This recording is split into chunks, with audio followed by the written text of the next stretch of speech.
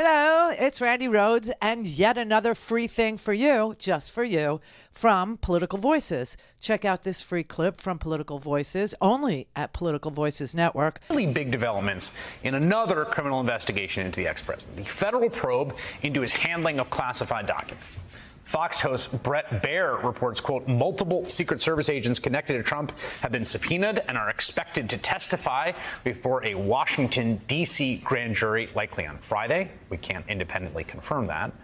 Now, that grand jury is part of the investigation run by special counsel Jack Smith.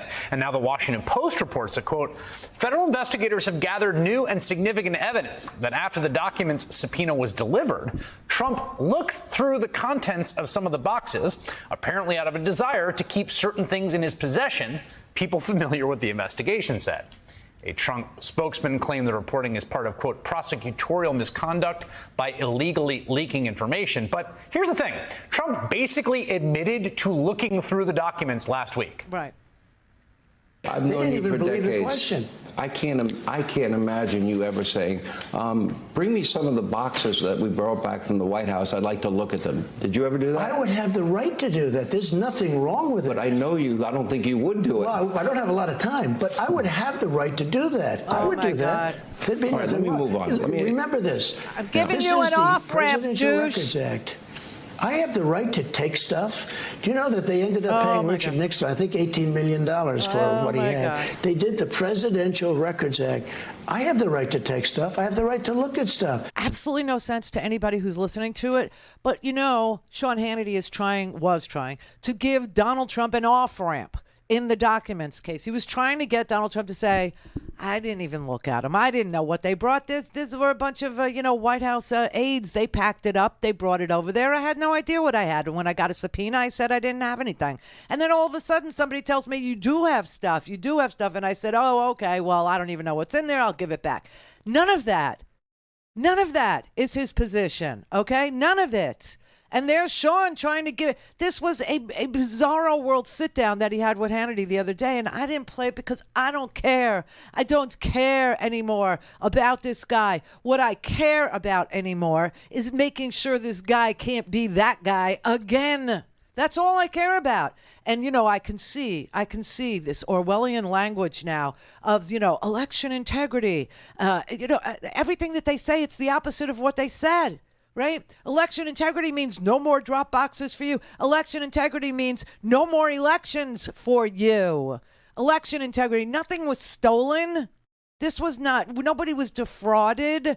The court just found that. In the Dominion case, the court actually wrote there was no fraud. And you know what? There's no disagreement about whether or not there was fraud at Fox News over there and, the Dominion plaintiff over here. The court said that that's not even an issue, that needs to be adjudicated by the jury. There's no dispute. There's no fact in dispute. Everybody in the Dominion case, both sides, agree there was no election fraud. And it's so ridiculous. And then they still talk to us about election integrity. You've got to pass 200, 300 laws to guard against, election fraud. There was no election fraud. Now, you should have known that when there were 60 cases that failed in 60 different courtrooms. 60.